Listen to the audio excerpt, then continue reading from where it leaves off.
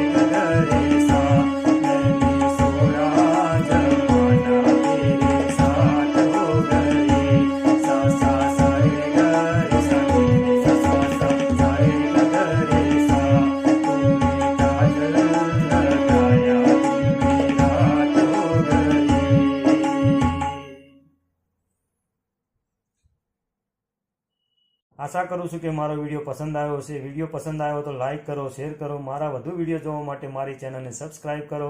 જય શ્રી હરિ, જય મહાકાલ, જય માતાજી મિત્રો.